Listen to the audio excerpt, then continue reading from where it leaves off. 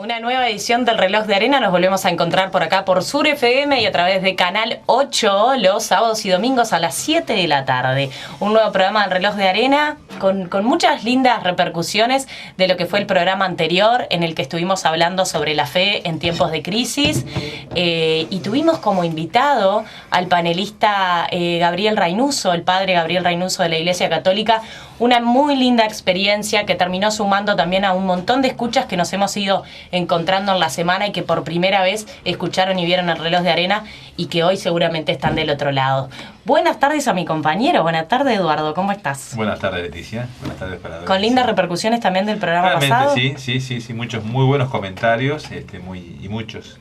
Realmente fue un programa muy lindo, Gabriel convoca y creo que la temática que abordamos fue muy bien tratada y creo que eso realmente es lo que hace que la repercusión haya sido muy buena. Germán. Buenas tardes para todos, para la audiencia, para los oyentes. Un gusto estar nuevamente este viernes de tarde, este viernes frío. Encontrarnos al finalizar la semana y despedir la semana de esta manera, la verdad que, como digo siempre, es un regalo de Dios. Bueno, y estábamos hablando de este nuevo formato, nombramos a Gabriel como panelista. ¿Por qué panelista? Hemos encontrado, después de que tuvimos la primera experiencia con Victoria Belén, también con aquella salida al aire de Fernanda Nin, y con la presencia de Gabriel Reynuso el programa pasado, este formato de panelista. ¿Por qué panelista y no entrevistado? Porque entendemos que hay un espacio para sentar a una cuarta persona en esta mesa, una cuarta persona que generalmente es entendida en la temática que planteamos y que pueda aportar, pero no desde la entrevista pura y dura, sino desde su experiencia, sumando también sus opiniones y vivencias a la temática que elegimos. Recordamos a los que están del otro lado, como siempre, que se pueden sumar al programa a través del 092-414-869, que es el teléfono del Reloj de Arena, a través del clásico teléfono ya de Sur FM, 092-787-107, y por llamadas al aire pueden hacerlo a través del 4364-4444. Hoy tenemos una panelista nueva en este programa del Reloj de Arena que hace al tema que vamos a estar tratando hoy. Hoy vamos a estar hablando del mundo laboral el mundo laboral en el 2022. ¿Qué nuevos paradigmas tiene el mundo laboral? ¿Cuáles son los mayores desafíos? ¿Cómo es el contexto? ¿Cómo viven los jóvenes y cómo vivimos los adultos? Bueno, me paré el lado adulto, complicado. ¿Cómo vivimos los adultos el mundo laboral hoy? ¿Qué ha cambiado, ¿sí?, en este mundo laboral tan dinámico? Para eso tenemos a nuestra invitada, que va a estar hablando e intercambiando con nosotros sobre el tema. Ella es abogada de la Oficina de Trabajo del Ministerio de Trabajo de nuestro departamento. Hace 20 años que trabaja para la Oficina del Ministerio de Trabajo. Trabajó 10 años en la oficina de Durazno y en paralelo en nuestro departamento, y hace 10 años que trabaja solo para Flores. Es abogada y escribana. Su rol en el Ministerio de Trabajo es como asesora laboral, generalmente de los trabajadores, y es la encargada de las audiencias de conciliación de esos problemas o a veces no tan problemas que tienen. Así que le damos bienvenida a Andrea Moyano. Muchas gracias Leticia y gracias a Germán y a Eduardo por invitarme. Es un placer estar con ustedes acá. Los escucho, no todos, pero algunos he escuchado y me encanta, así que para mí es un placer. Gracias por invitarme. Y para entrar en tema de este tema que hemos elegido hoy, del mundo laboral hoy, qué mejor que irse un poquito al pasado, ¿no? Porque nosotros, a uno un poco la identidad se la crea también el mundo laboral. Eduardo, tu primer trabajo. ¿Cuál fue tu primer trabajo, Eduardo? Bueno, mi primer trabajo, hace muchos años, hace casi 40 años, increíblemente. Mi primer trabajo formal fue en la Unión Rural de Flores, en el año 1983. Yo era menor, incluso tenía un carnet que decía que el Consejo del Niño autorizaba al niño Eduardo Cardarello a trabajar. Era Consejo del Niño, fue antes de INAME. ¿Un niño Eduardo de cuántos años? Yo 17 años en ese momento. Hubo un concurso en el año rural, el concurso se hizo donde era Monseñor Caballero, que ahora es el hogar estudiantil. Lo tomó el contador Isidro Fagande y Daniel Bazán. Salí cuarto, ganó ese concurso, lo ganó Pablo Bidondo y Viñé. El segundo fue Juan Bautista Iriar, el pelado Iriar. El tercero fue este chico de González, creo que es el viudo de Olguita Recuero. Rodolfo González, que fue tercero, y yo salí cuarto.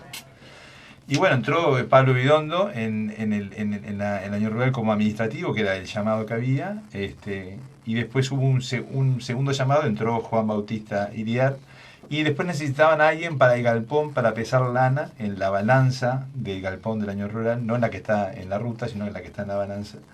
Y lo llamaron a este chico de González, que trabajaba justo en Lobraga, donde está hoy Sol y Luna. Él trabajaba de efectivo ahí y no le servía trabajar porque obviamente era un trabajo zafral. Y es ahí que me llaman a mí, que era el cuarto. Y bueno, tuve el privilegio de entrar como jornalero a pesar lana en el galpón del año rural, en un horario de 7 a 15 horas, de los cuales tengo recuerdos preciosos porque hice muchos amigos que hasta ahora los conservo, amigos realmente. Podría nombrar a muchos, pero bueno, quizás en un momento los podría llegar a nombrar, a muchos ya se fueron, pero tengo un recuerdo muy lindo porque para mí fue un impacto muy importante, fue como el ingreso al mundo adulto. Yo venía de, bueno, obviamente de otra realidad, un adolescente, y fue una situación muy linda. Una anécdota importante me parece que era que el gerente en ese momento del año rural era Walter Echeverría. Walter Echeverría antes de ser intendente. O sea, estamos hablando de hace muchísimos años. Walter Echeverría, que se preparaba para su campaña política porque estábamos en la dictadura, en los últimos años de dictadura, y él se preparaba para la campaña política. Y bueno, salió intendente, electo intendente en noviembre del año 84, y asume el 15 de febrero del 85, antes asumían los 15 de febrero los intendentes junto con los senadores y diputados, y es ahí que Echeverría se va a la intendencia como intendente, se lleva a Gerardo Sánchez, que era su secretario para la intendencia, y me piden a mí, que yo había trabajado como jornalero, si podía pasar a trabajar como administrativo. Después terminé trabajando durante 7 años en el año rural, hice toda mi carrera trabajando en el año rural, o sea, es una empresa que tengo muchos amigos, mucho cariño, mucho agradecimiento. ¿En tu caso, Andrea? Bueno, yo empecé trabajando con Germán. Justo. Yo no estaba recibida. Es la oportunidad para hablar mal de tu primer jefe. Éramos como socios, ¿no? Pero claro, él estaba recibido y yo no. Y un amigo en común, el doctor Walter Bauzá, nos prestaba su estudio. Germán trabajaba para él y me invitó a mí y hacíamos un asesoramiento laboral, o sea que ya desde esa época ya me inclinaba por lo laboral y hacíamos un asesoramiento laboral. Teníamos un amigo que habíamos mandado a hacer una propaganda, unos papelitos donde ofrecíamos nuestro asesoramiento. Volanteábamos, que también era un amigo el que lo repartía y bueno, nada, esa fue mi primera experiencia antes de recibirme, o sea, mi primera experiencia laboral. Y después me casé, me vine para acá, para Trinidad, y empecé a trabajar con Rodrigo Goñi. Ahí sí empecé a trabajar en lo que era la abogacía. Fue el que me enseñó a hacer un escrito. Uno se recibe y poca cosa, lo que te da es la experiencia, es lo que te hace ser abogado, cómo pararte en una audiencia, cómo, y todo eso me lo enseñó Rodrigo de una manera muy generosa, porque él trabajaba mucho en el sector privado. Él era gerente de un frigorífico, del frigorífico Pool, viajaba muchísimo a Melo y confió muchísimo en mí, dejándome todo el estudio. Hasta hace muy poco tiempo yo estaba trabajando con su escritorio, su silla, todo. Fue sumamente generoso y me enseñó muchísimo. O sea, mis primeras etapas como abogada fue con Rodrigo y Daniel Iribarren también. Fue éramos los tres que trabajábamos juntos como abogados y realmente me enseñaron muchísimo. Muchísimo, así que estoy siempre muy agradecida de quienes fueron mis primeros mentores, digamos. Pero fue una linda experiencia, una linda primera experiencia, primero con Germán, que nos divertíamos muchísimo porque no sabíamos mucho, y después cuando me vine para acá, sí, con Rodrigo fue quien me inició en esto de la abogacía. ¿En tu caso, Germán? En mi caso, yo arranqué muy precoz a trabajar. Trabajaba con mi padre. Nosotros desde chicos en casa, mi viejo tenía una distribución de galletitas y de vinos. Y yo recuerdo con 11 años salí a repartir levadura por las panaderías en una motito. Y a veces lo veo a mi hijo que tiene 13 y digo, qué arriesgado. Y qué enseñanza de vida. Creo que ahí aprendí lo que es el comercio, el boliche, el comercio de la esquina, del barrio, el saber pararse frente a un mostrador, el que te hablen, que te miren, que te pregunten, el preguntar.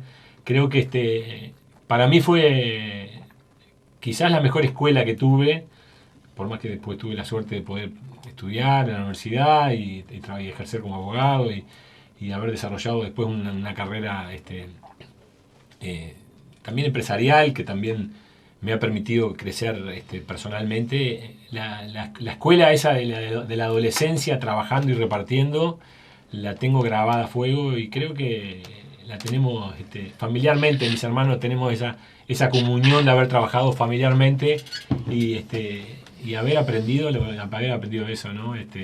Creo que es una linda experiencia que quizás se valore poco y haya que ponerle énfasis en la formación de adolescentes, en la primera actividad siendo jóvenes, ¿no? A temprana edad, ¿no? Creo que es marca para bien.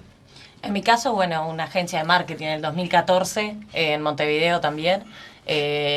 Una experiencia que inició como una pasantía de 3 meses, que después se extendió a 6, que después se extendió a 9, hasta lograr esa formalización, y también trabajé ahí hasta el 2018, 2019, también como decía Andrea, con una mentora enorme que es Marieta Sudi, de la vieja Sudi Lever, que me enseñó muchísimo del mundo del marketing y bueno, y en realidad es la que medio que forjó lo que me gusta hacer hoy, que es la comunicación corporativa. ¿Cómo nos marcan las primeras experiencias laborales? Eduardo, desde esto que siempre aprendemos en sociología, ¿no? Yo vuelvo mucho a eso. El trabajo como otro de los agentes de sociabilidad de la sociedad. ¿Cuál es el rol del trabajo para las personas? Bien, el rol del trabajo, si bien siempre lo asociamos con el dinero, no es solamente dinero, si bien obviamente es muy importante, sino que el trabajo implica un conjunto de otras cosas, entre ellas estructurarse el tiempo, estructurarse la vida, aprender a manejar las frustraciones, aprender habilidades, aprender destrezas, tomar conocimiento, capacitarse, convivir, aprender a tener un clima laboral correcto. Son elementos de mucho crecimiento y muy necesarios en el crecimiento personal de todas las personas. Es un gran indicador de salud el hecho de trabajar y trabajar bien. Y es un indicador de mala salud trabajar en malas condiciones. Yo siempre decía, si me da el tiempito para decir una pequeña anécdota de Freud. A Freud una vez le preguntaron qué era ser normal a nivel de la psicología, qué era ser normal a nivel de la salud mental. Y había muchas discusiones respecto a lo que era normal desde el punto de vista psicológico. Algunos decían que la normalidad era aquellas personas que se adaptaban a la sociedad, y unos decían, pero ¿cómo si yo me adapto a una sociedad que está enferma, soy normal? Y bueno, es una pregunta. Otro decía que los normales eran aquellos que más se repetían en una sociedad, o sea, como un criterio estadístico de normalidad, pero bueno, podía haber cosas que se repetían en la sociedad, pero quizás no eran sanas. Entonces Freud, en un congreso en Viena, dice que él va a dar una respuesta a lo que es ser sano mentalmente. Todos esperaban, imagínense, en Freud, diciendo un concepto de lo que es salud mental. Y él dice, en un momento determinado, dice que ser sano a nivel de salud mental es poder amar y trabajar sin mayores dificultades. Esa es la única definición que Freud, nada más que tiene 24 tomos de sus obras completas, da de la definición de salud mental. Aquel que puede trabajar y amar sin mayores dificultades, no que no tenga dificultades, sin mayores dificultades. O sea, si será importante el trabajo en las personas, que es un condimento y un elemento estructurante en la salud mental de las personas. Una historia del trabajo que todas la hemos estudiado medianamente en secundaria y bueno, en un montón de libros y demás posteriores que uno lee. una historia del trabajo que inicia con un trabajo no reconocido como tal, digamos, no vamos a ir muy para atrás, tampoco sé mucho del tema, más que nada para contextualizar un poco cómo llegamos al mundo laboral de hoy. Una prehistoria y una antigua donde el trabajo no se reconoce como tal, sino que lo que hay es una distribución de tareas. Después una edad media y edad moderna, donde todavía hay una gran presencia de un trabajo que no era tal, sino que lo que había era un sistema de esclavitud, después de feudalismo, y esa parte de la historia que todos damos tanto en secundaria de la revolución industrial, y bueno, lo que es la reivindicación y la búsqueda de los trabajadores de un trabajo digno, un trabajo con derechos, que nos ha traído hoy medianamente hasta acá. Buscábamos por ahí una forma de definir el trabajo hoy, el mundo del laboral hoy. Ahí nos encontrábamos con una investigación de la BBC que en 2020, previo a la pandemia, hace una definición de lo que el trabajo es hoy. ¿Cuáles son los principales paradigmas o los principales 3 pilares que mueven al mundo laboral hoy? Ahí lo que aparece es un importante incremento de la presencia de la mujer en sectores profesionales. Todavía esto sorprendiendo al mundo laboral con una salida amplia de las mujeres, lo hemos tratado en otros programas, pero ahora más desde el rol profesional. Un aumento de la producción y reducción de los puestos de trabajo al que venimos asistiendo desde la revolución industrial en adelante, con la sustitución obviamente de lo que es la mano de obra por la maquinaria, y más ahora en pleno auge tecnológico. Y por último, la aparición de nuevas profesiones con formato remoto, que además, si esto era previo a la pandemia, en la pandemia se dio un empuje mucho más grande de este tipo de políticas laborales. Así que estamos asistiendo justo en este momento a un empuje diferente que está cambiando ese mundo laboral. Y acá quiero preguntarle a Andrea, más desde el rol de su conocimiento del mundo laboral o de las problemáticas que tiene, en estos 20 años, Andrea, que tú has trabajado en este sector, ¿cuáles son los cambios que más ves en este mundo laboral? Fundamentalmente que la gente está mucho más informada, el trabajador está más informada de sus derechos. Cuando el trabajador tiene tanto acceso a la información que sabe que se le está pagando poco, que sabe que está cumpliendo más horas, que le corresponden horas extras, que si trabaja de noche tiene que cobrar la nocturnidad, y eso genera antes había menos conflicto en el sentido que el trabajador le cuestionaba menos al patrón. Ahora enseguida cuestiona, y está bueno que cuestione, enseguida va al ministerio. Mi rol en el ministerio es ese, el asesoramiento al trabajador, y sin duda que ha cambiado muchísimo. Eso ya hace el que el trabajador esté más informado, que sepa cuáles son sus derechos, ya cambia todo. Antes no sabía. Cambia la dinámica, digamos, del mercado. Cambia la dinámica, cambia cómo se para frente al patrón. Exacto. Antes el trabajador estaba 10, 15, 20, 30 años en una misma empresa. Ahora hay mucho más movilidad. Entonces, claro, eso hace que sea más dinámica todo lo que es el cambio de gente en una empresa. Pero sí, sin duda que la información hizo que cambiara todo. Yo me acuerdo un relato de una amiga que había ido a su primera entrevista de trabajo y después se la contaba a su abuelo. Y el abuelo le decía, ¿pero cómo que preguntaste el sueldo? Claro, pregunté el sueldo. ¿Y cómo que preguntaste cuándo te dan vacaciones? ¿Y cómo que dijiste que tenés un viaje? Pero mirá que ahora tengo un viaje cuando recién te están tomando. Sí. ¿Cómo vas a hacer eso? Y en esto que dice Andrea, ese cambio de paradigma también en los jóvenes de... No queremos estar toda la vida en un trabajo, o sí, no necesariamente, pero culturalmente hay algo así como, bueno, si no me genera placer, me parece que hay como una prioridad más por ahí a lo que decía Eduardo, que venía ahí medio por la parte de estudio psicológico, de bueno, si me genera un poco de salud mental, capaz que lo priorizo antes que un sueldo, por ejemplo, que no tiene por qué ser en todos los casos, pero que quizás vamos para ahí. Mucha gente que me he cruzado, jóvenes que en pandemia, sobre todo en Montevideo, se fueron a vivir a la costa de Canelones y bueno, y el laburo, no, el trabajo ahora voy 1 o 2 veces por semana y después lo hago online. O sea, eso sin duda que es un cambio de paradigma y me imagino que también a nivel del Ministerio de Trabajo va a ser un desafío enorme toda la parte de regularización de estos nuevos sistemas laborales. Es que yo creo que en este momento es el gran tema.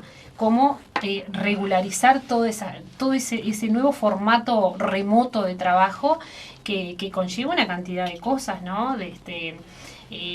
Las grandes empresas, los lugares que había para trabajar, ahora en una oficina enorme está una persona trabajando. Todo lo que conlleva eso.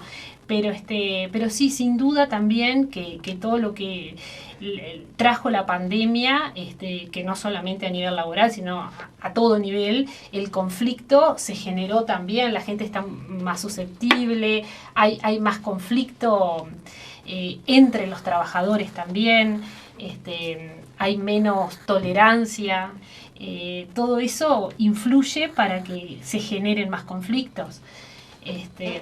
O sea, la pandemia hizo estragos en ese sentido a todo nivel social, y el derecho laboral no escapa a eso tampoco. Bien. Germán, una persona que por ahí tiene una fuente laboral muy grande para el departamento. Vos, como hoy empleador, ¿te encontrás con algunos de estos desafíos de lo que son los cambios de los nuevos paradigmas, de cómo la juventud encara los proyectos laborales, de la permanencia que tienen un trabajo, el diario también en la convivencia? A ver, yo creo que el tema es muy amplio, muy amplio. Antes que eso, yo quería comentar una cosa. Yo creo que ha habido, más que un tema de cambio de información, creo que lo que ha incidido particularmente en el nuevo posicionamiento de las partes en una relación laboral es los consejos de salario que se retomaron, ¿no? Creo que sin duda a partir de que se retomaron los consejos de salario y tuvieron un tiempo interrumpido en el 92, pero creo que eso le da seguridad jurídica al trabajador y creo que es un gran respaldo, ¿no? Yo filosóficamente aplaudo a los consejos de salario en el entendido que fijan las pautas y las reglas de las partes y eso está bueno. Creo que más que información es el que alguien de alguna manera también reivindique el derecho del trabajador, que en algunos casos durante muchos años no tenía quien lo defendiera, ¿no? Yo a veces la gente me pregunta, ¿vos estás de acuerdo con los sindicatos? Yo soy un defensor de los sindicatos a ultranza, ¿no? Porque creo que el sindicato bien entendido, bien concebido, bien manejado, es una preciosa herramienta de relacionamiento, defiende al trabajador y a su vez lo posiciona en un pie de igualdad con el empleador. Creo que eso es un paradigma o es un mal concebido, que a veces la gente dice, no, los empresarios no están de acuerdo con los consejos de salario ni con los sindicatos. No todos. Yo conozco mucha gente que como yo comparte, no solo comparte, sino que lo fomento y tengo excelente relación con el presidente o el presidente del sindicato de la empresa en que trabajo, y para nada me aleja de eso, al revés, a mí me genera, el sindicalista bien plantado me genera respeto, como el sindicalista mal plantado no me genera respeto, como el empresario mal plantado tampoco me lo genera. Creo que ese ha sido el gran cambio y es la gran evolución que ha tenido en los últimos años el país, y ojalá que se siga usando de buena manera.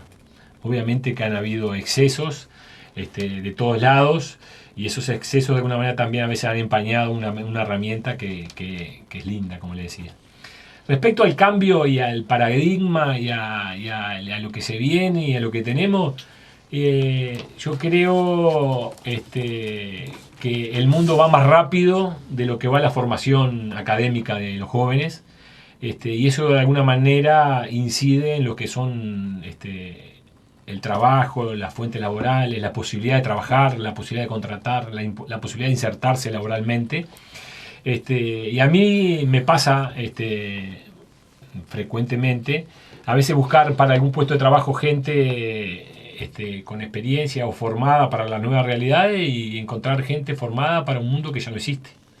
El mundo está cambiando vertiginosamente y cada vez más rápido cambia, y Y a veces las formaciones que nosotros queremos transmitirle a nuestros hijos son las de hace 30 años. Mi hijo el doctor, y no sé, el escribano, el médico, el abogado, el contador. ¿Verdad? ¿Y qué pasa con toda la demanda de trabajo en otras áreas donde el desempleo es cero? Por ejemplo, en materia informática hay más demanda que oferta. ¿Y por qué nosotros todavía concebimos la formación tradicional como la única valedera y en segunda instancia la formación no tradicional, ¿no? Creo que el cambio viene de la mano de ayornar la formación a las demandas y ayornar la formación al mundo que se vino, no es que se viene, que se vino, ¿no? Y yo también, como para aportar algo más, yo estoy con el nuevo discurso de que las relaciones laborales en el mundo que vivimos se pueden concebir con salud. Creo que a veces, ya quienes tenemos años en esto, mucha gente quedó atada al pasado y a veces dicen que las relaciones laborales, que uno en un lugar y otro en otro, y eso ya fue. Ya ahora se trabaja en todos los ámbitos con mucho más descontracturado, se trabaja con un abordaje distinto, atendiendo a la eficiencia, atendiendo al resultado, atendiendo a la productividad, atendiendo a otras cosas, ¿no? Creo que está bueno ese cambio que ha habido socialmente e intelectualmente de muchos trabajadores y de muchos empresarios, donde el abordaje pasa por otro lugar y las relaciones laborales pasan por otro lugar, ¿no? Por acá nos llegan algunos mensajes, un saludo para Andrés, que siempre está del otro lado. Dice, buenas tardes, lindo el tema de hoy y lindo escuchar los inicios de cada uno de ustedes. Dice, por ejemplo, acá Fernanda, creo que las pautas de crianza están incidiendo en el acceso al trabajo de los jóvenes y la permanencia en el mismo. Por ejemplo, la tolerancia a la frustración. Los jóvenes la tienen muy disminuida y entonces a la primera de cambio optan por dejar el trabajo que están realizando. Eduardo, vasta experiencia en lo que son oportunidades laborales y primeras experiencias laborales.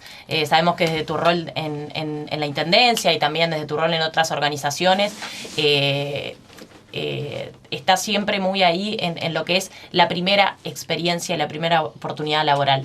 ¿Qué tiene de importante esa primera experiencia laboral para los jóvenes, por ejemplo, en un departamento como Flores, un departamento típicamente de jóvenes que en realidad se van del departamento a buscar esa primera salida laboral? ¿Cómo es hoy la realidad a nivel departamental en primeras oportunidades? Bueno, las experiencias que tengo en las primeras experiencias laborales son muy buenas, en el sentido de que, como decía hoy, el ingreso al mundo adulto, generalmente, si uno pudiera definir cuándo uno ingresa a ser adulto en la sociedad, y creo que cuando uno empieza a trabajar. Los jóvenes, que todavía, algunos son adolescentes, pero quizás son adultos en la cédula, pero todavía no son adultos a nivel psicológico, el trabajo les da una herramienta preciosa para poder ingresar en ese mundo. Las experiencias son muy buenas en el sentido que han podido, los jóvenes con los cuales uno ha trabajado, han podido desarrollar ciertas habilidades y conocimientos para poder integrarse en el trabajo. Pero bueno, falta mucho. Yo me quedé con esto que decía Germán. Creo que está divorciada en nuestra sociedad la educación y el trabajo. Van por distintos carriles. Creo que eso es un debe que tenemos como país o como sociedad. Tenemos una educación que no está pensando en el mundo del trabajo, no puede pensar, porque si uno ve lo que es la educación hoy, está estructurada secundaria, que es lo que se lleva un 80% de lo que es los jóvenes, está pensada y diseñada para un preuniversitario. Es lo que decías el mito de mi hijo el doctor. Cosas que ya fueron, que no se pueden sostener porque fueron de otro tiempo. Pero es como que, bueno, es como eso que se dice, una educación del siglo pasado para un siglo que ya pasó. Creo que ese es el gran problema, y uno encuentra ahí, cuando se encuentra con los jóvenes, que los jóvenes no tienen la preparación ni la formación mínima. No estoy diciendo que tengan poca, a veces ni siquiera mínima, porque incluso para poder trabajar, uno no solamente trabaja desde el lugar de los conocimientos, de las destrezas y habilidades que uno tiene, sino que también trabaja como en la personalidad con la personalidad toda. Esto que decía no era algo que decía Fernanda en un mensaje, y lo decíamos anteriormente, el manejo de frustraciones, el manejo de la posibilidad de aprender, el manejo de caerse y levantarse. Esas cosas no se ven. Quizás porque estamos ante jóvenes muy frágiles, muy vulnerables, porque quizás como padres no estamos haciendo las cosas bien, y esto no sé si es tan así, pero creo que hay una vida, entre comillas, relativamente sin mayores dificultades, que han hecho que muchos jóvenes hoy por hoy sean frágiles desde el punto de vista personal. Si a eso le sumamos que no tienen una formación que los acompañe hacia el trabajo, terminan a veces con inserciones que, bueno, pueden ser importantes, tienen sus méritos, tienen su importancia, porque sí las tiene, pero quizás podrían haber sido mucho más ricas. Yo me quedo siempre con algo que en el mundo está siendo hoy prioritario, fundamentalmente a nivel de Alemania, Francia y Suiza, que es la educación dual. La educación dual habla de esto, de dialogar la educación y el trabajo, hacer jornadas de educación en el aula y después vamos a la empresa, vamos a la fábrica, vamos a la oficina y hacemos la experiencia de trabajo en ese lugar. Uno ahí aprende un montón de cosas. Creo que Uruguay está teniendo alguna señal respecto a lo que es la educación dual, muy tímida, pero creo que es un poco para donde va el camino, porque si no, obviamente estamos viendo, hablando de la importancia que tiene el trabajo en las personas, digo que vemos un nivel de desocupación que creo que en Uruguay anda en el 9-10% actualmente. En los jóvenes el nivel de desocupación es más alto todavía. Un joven desocupado que no estudia y no trabaja, sabemos que es un caldo de cultivo para el ocio, que es un caldo de cultivo para el narcotráfico, y estamos viendo un montón de jóvenes que se están perdiendo, pero perdiendo, lamentablemente, porque ya algunos va a ser muy difícil hasta poder recuperarlos, y creo que la posibilidad de poder pensar en la inserción en el mundo laboral sería la mejor terapia. Yo siempre digo lo mismo, no hay mejor terapia que el trabajo. Las mejores políticas sociales incluso están asociadas al trabajo. O sea que me parece que el trabajo es amplísimo, el tema, los conceptos que abarcan, pero que venía de la mano de lo que planteaba Germán, quería como poder plantear. Un pequeño aporte, hablando de educación dual, que creo que por ahí viene el mundo, el primer mundo viene hacia ahí. Hay un tema también que se maneja a nivel de los países de punta, que es el tema de la inserción, aunque parezca una paradoja, la inserción de los pasivos, de la gente que ya se jubila. Nosotros acá en esta latitud tenemos el paradigma y el mal concepto, que te jubilás y quédate en tu casa. En otros países se usa a la persona que culminó su etapa laboral activa para asesorar, para involucrarse, para guiar grupos de jóvenes. Y qué bien que le haría el cambiar ese concepto, ¿no? Yo a veces veo gente muy valiosa, jubilada, que se agarra de ese paradigma, y yo digo, ¿cuánto todavía hay para dar en este mundo que ahora se envejece mucho más grande? Y con tanta experiencia acumulada, qué bueno sería que participaras de procesos de formación y de jóvenes, ¿no? Creo que son los dos grandes debes, la formación dual de los jóvenes y la inserción o la lucha de los que de alguna manera se jubilan, para seguir aportando en el momento de mayor riqueza en ese sentido, ¿no? Por acá nos llega, y después el tema de la desocupación en mayores de 45 años, nos manda Fernanda por acá, y también por acá dice Jorge, buenas noches, los jóvenes de ahora andan lindo, en la noche con las 8 horas no quieren saber nada. Bueno, me gustaría que algún oyente se anime a llamar al 4364-4444, el teléfono de acá de la radio, y pueda también compartirnos su primera experiencia laboral y un poco cómo lo forjó esa primera experiencia laboral, y nos pueda contar alguna anécdota. Estábamos escuchando esta canción que se llama Pájaros en el Aire, de Mercedes Sosa, que creo que no es originalmente de Mercedes Sosa. Voy a buscar esa información. Pero esta canción que planteaba Eduardo, que en realidad siempre es una canción que usamos más como para el rubro madre, pero bueno, Eduardo, contanos un poco por qué también la traías a esto del trabajo. Porque habla del trabajo, las manos de mi madre, que en definitiva el trabajo está el trabajo formal, está el trabajo informal, está el trabajo que se hace de hecho.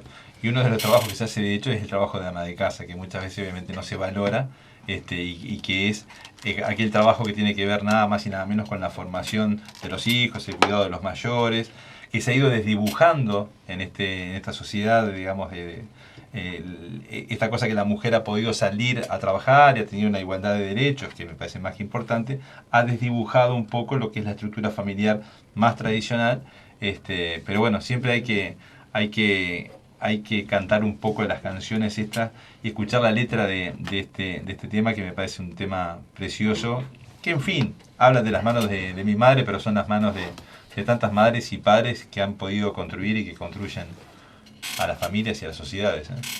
Tenemos una llamada al aire del otro lado. ¿Quién anda por ahí? Hola. Jorge. Hola, Jorge, ¿cómo estás? Bien, usted, estoy en campaña, escuchando su programa, me cae bien, de buen agrado, hablamos cosas muy interesantes y nunca pensé que mi tocayo había sido un empleado de la Unión Rural como lo fui yo. Su tocayo empezó pesando lana. Exactamente, pero yo soy más antiguo que él, acarreaba el carrito con las bolsas y bueno, y fui o sea, era un adolescente, trabajaba y no reconocía mis derechos y me retiré y me fui para campaña y me citaron y no estaba despedido ni nada, y bueno, entré en la carrera militar, hoy soy un jubilado y estoy en campaña, volví a lo laboral, a donde me crié, afuera. Eduardo me conoce. Así que su primera experiencia laboral fue también en Unión Rural. Unión Rural, exactamente, siendo adolescente. Bueno, compartimos el nombre y el primer lugar de trabajo, Eduardo. Eduardo. ¿Qué tal, Jorge Eduardo? Usted me conoce, sí, doctor. Lo conozco perfectamente. Bueno, muchas gracias por llamar. Muchas gracias, Jorge, Saludos por compartir su familia. primera experiencia laboral con nosotros. Bien, teníamos a Jorge Eduardo del otro lado, que nos escucha Jorge Eduardo, que nos contaba también por ahí que empezó en la mismo rubro que Eduardo, por ahí por Unión Rural. Antes de ir a la tanda y antes de ir a la llamada... No vamos a ir a una tanda. Iba a decir que antes de ir a la tanda habíamos estado hablando sobre los principales desafíos que entendemos que hoy tiene el mundo laboral. Si intentamos llevarlo más hacia nuestro departamento, nos gustaría... ¿Hay otra llamada al aire? Sí, hola, ¿quién está por ahí? Sí, hola. Hola, ¿sí? ¿Quién habla? Sí. Mira, estaba escuchando el programa, la verdad que me gustó pila. Estaba escuchando, creo que es Eduardo Cardarello el que está y no sé quién es el otro, Germán Sánchez, pues. Tenemos a Eduardo Cardarello, Germán Sánchez y Andrea Moyano hoy. Ay, Andrea, los conozco, a Germán no, pero los otros dos sí los conozco y quería ver si se podía compartir la experiencia y un poquito hacer un aporte referente a la preparación de nuestros hijos para estos nuevos paradigmas. No sé si Sin duda, nos encantaría. Bueno, ¿ya puedo hablar? Sí. Sí, claro. Bueno, mi primera experiencia, desde muy chica, un poco comparto lo que dijo una oyente, de que la base está en lo que te dice la familia. Desde muy chica mis padres, lo que me transmitían era el trabajo y el estudio, fundamental, estudiar. A los 12 años ya empecé a trabajar ayudando a mi madre, ella era empleada doméstica. A los 16 fui niñera y después me fui a Montevideo a estudiar y a los 20 años egreso y estoy en una institución con una disciplina no tan desestructurada como decía Germán, sino que muy estructurada. Sí. Bueno, ella me ha dado mi futuro y me permitió estudiar también otra carrera. Sí comparto el hecho de que hay que formar a los hijos para una nueva forma de trabajo. La educación debe ir acompasada del trabajo. En el entendido de la teoría precede la práctica, debe haber una práctica de esa teoría.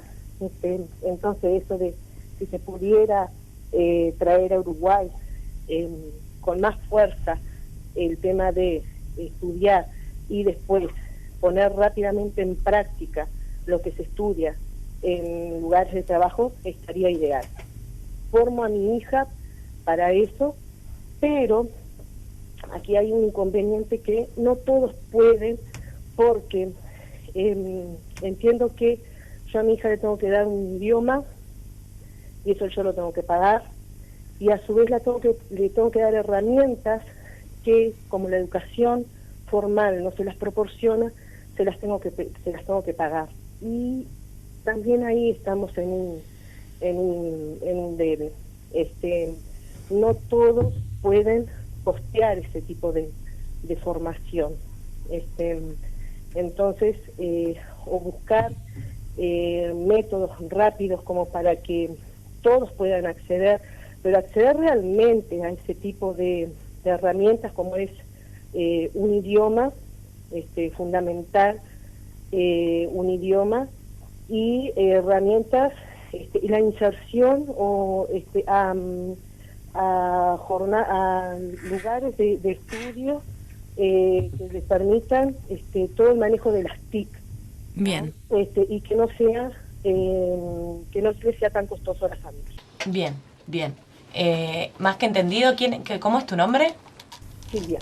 Te agradecemos mucho, Silvia, por compartir Me encanta tu programa, la verdad, preciosísimo. Sigan así. Bueno, muchas gracias, Silvia. Gracias a ti Gracias. por compartir tu primera experiencia laboral y también traer esta reflexión de, bueno, sí, hay un desafío todavía para las familias en cuanto a esto de educar para el trabajo, en cuanto al acceso a las capacitaciones o las nuevas herramientas, sobre todo los que son las TICs, como decía Silvia.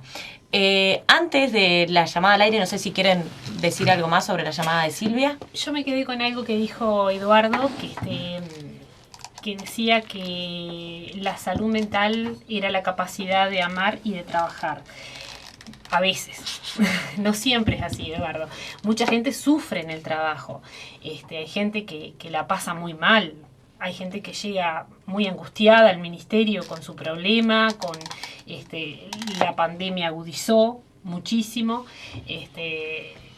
Esa inteligencia emocional de que hablaba Eduardo, esa capacidad de la resiliencia, de adaptarse a los nuevos cambios, a todo este nuevo paradigma del derecho, del trabajo, todo eso, no todo el mundo está preparado para eso.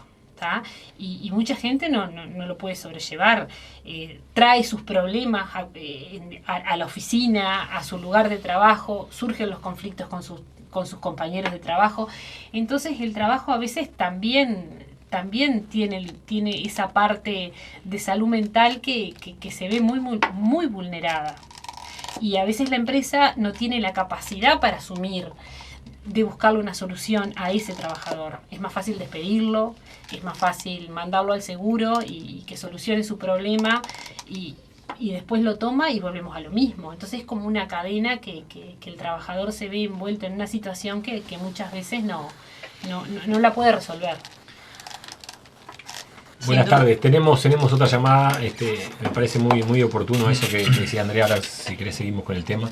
Vamos al aire con esa llamada. Buenas tardes, ¿quién habla?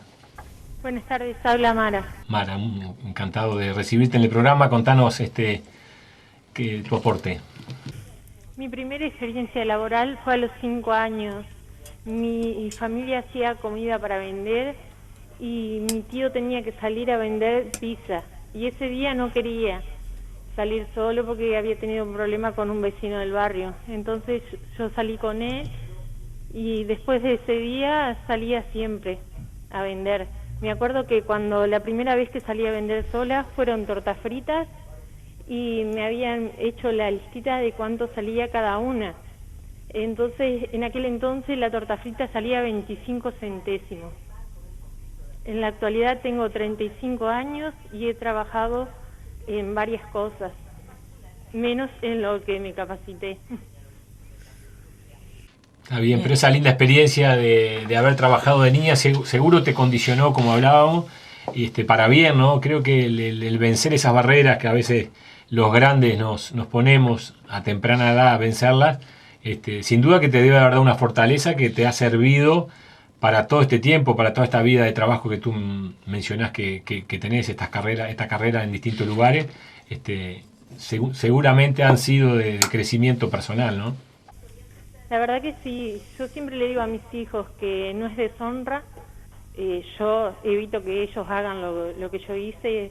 Mi hija grande actualmente tiene 16 años y trabaja cuidando 2 nenes, pero lo hace porque ella quiere, no porque yo le haya dicho, y está estudiando haciendo 5º año de liceo.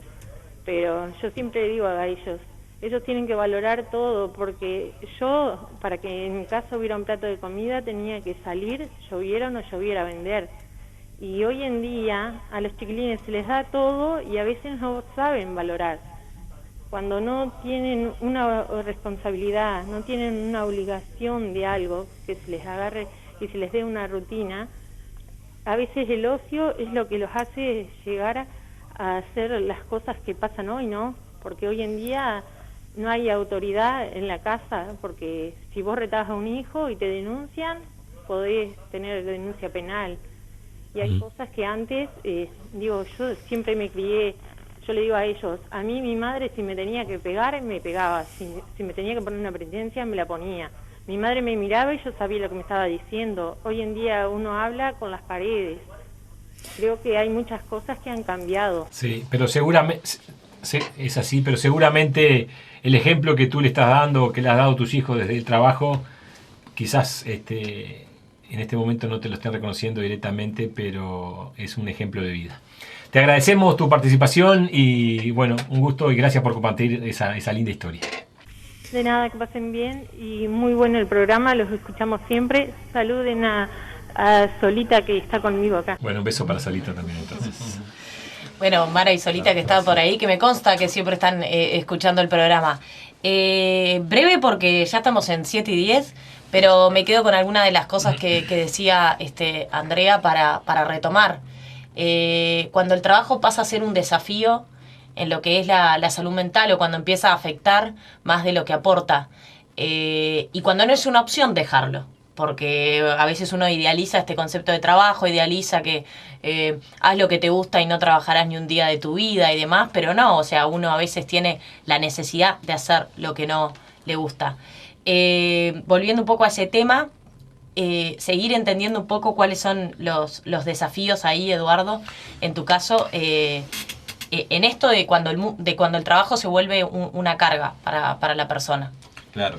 Me pareció bárbaro el aporte que hace Andrea porque introduce un tema que no es menor, que es el tema de las patologías a nivel laboral, que son muchas y cada día son más, están identificadas y son decenas y decenas. Pero bueno, sí, cuando Freud decía que la salud mental era aquel que podía amar y trabajar sin mayores dificultades, se refería a trabajos sanos y a relaciones sanas, ¿verdad?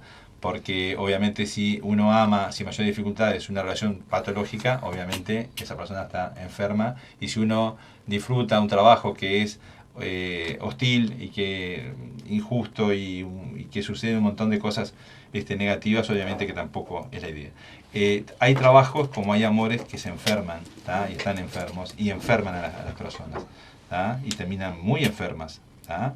Ni que hablar lo que es el moving, ¿verdad? Lo que es el hostigamiento laboral, tan conocido, tan hablado y que quizás daría para un programa entero, pero sí de que sí, que el trabajo en definitiva como una relación amorosa a uno lo puede enfermar, y estar atento, ¿tá? Estar muy atento porque la enfermedad que a veces produce el trabajo puede ser muy silenciosa, es como el efecto lija, ¿verdad? Como que todos los días un poquito y al final las personas terminan como desapareciendo en su autoestima, volviéndose cada día más frágiles y con un sufrimiento muy, muy importante. Por eso es importante trabajar lo que tú decías en los trabajos. Por suerte, cada día las empresas, las instituciones trabajan más este tipo de cosas, que es lo que tiene que ver con el clima laboral. Los climas laborales, como los climas familiares, como los climas vinculares amorosos, hacen que las personas vivan mejor o peor. Y bueno, trabajar los climas laborales es un tema que creo que hay que hacerlo. Y hacia bueno, el éxito de la empresa. Sin duda, sin duda. Los incentivos, cosas diferentes cosas que la empresa puede hacer para generar un buen ambiente de trabajo. Hay muchos cuadros de depresión, ¿verdad? Sí, asociados al trabajo. Y bueno, cuando no hubo una detección precoz o quizás no hubo herramientas, para poder abordarlo. Ni que hablar todavía, porque una cosa es hablar del trabajo desde el punto de vista ideal o más sano, y otra cosa es el trabajo.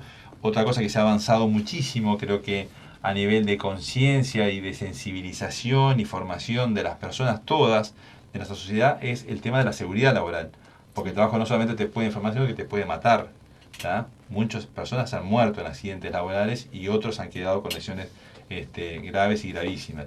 El hecho de generar conciencia en la seguridad laboral ha sido realmente un trabajo muy arduo, se ha trabajado muchísimo, cuesta mucho cambiar las culturas, cambiar que las personas puedan usar un casco, que puedan usar herramientas de los equipamientos de protección personal, cuando toda una vida lo hicieron de una forma, de otra forma. Pero esto va de la mano de poder cuidarse, que todos nos gusta trabajar, pero a todos nos gusta llegar a casa sanos y salvos. Nos dicen por acá, es increíble cómo parecen disparadores de un tema, tienen para una eternidad de programa. Y sin duda que sí, un montón de temas nuevos que surgen en cuanto a esto del trabajo hoy, como habla Eduardo recién, seguridad laboral, trabajo placentero o trabajo dolor, digamos, de alguna forma. Por ahí también nos quedó lo que decía Andrea de, bueno, el tema de conocer los derechos laborales, dónde aprenderlos, el tema de educar para el trabajo y no educar para la salida, como decía, universitaria Eduardo. Un montón de temas que van a quedar para otro programa seguramente, así que Andrea, no sé si fuimos muy duros, ¿la pasaste bien? No, perfecto. Bien de vienta, entonces Andrea puede volver. Claro que sí. Yo quiero, antes de irnos, mandar 3 saluditos. Primero, me corresponde la general de la ley, quiero mandar el saludo a toda la gente con la que trabajo, que sin duda son muchos, y tengo la fortuna de generar relaciones sanas, lindas, tengo amigos en el trabajo, y tengo gente que realmente da gusto, ¿no? Todo, ¿no? Verlos trabajar, sacar el país adelante, sacar la empresa adelante. Creo que eso es el ejemplo de vida, ¿no? A mí me moviliza. Segundo, quiero mandar un saludo especial también a las empleadas domésticas, a la gente que todas esas anónimas que tanto han sufrido en la historia de la humanidad, y creo que es un trabajo digno, porque no solamente dan trabajo, sino también que dan el amor, ayudan a criar a los hijos. Creo que es una profesión poco valorada y poco reconocida. Y en tercer lugar quiero mandar un saludo a mi ahijada, a Manuela, la hija Andrea. Bueno, bien. Nos reencontramos el próximo viernes con algún otro tema que le vamos a ir planteando en la semana. Agradecemos a todos estar del otro lado. Muchas gracias, Andrea, por acompañarnos. Gracias a ustedes, la verdad que es un placer. Bueno, y nos despedimos, porque todavía hay tiempo para hablar.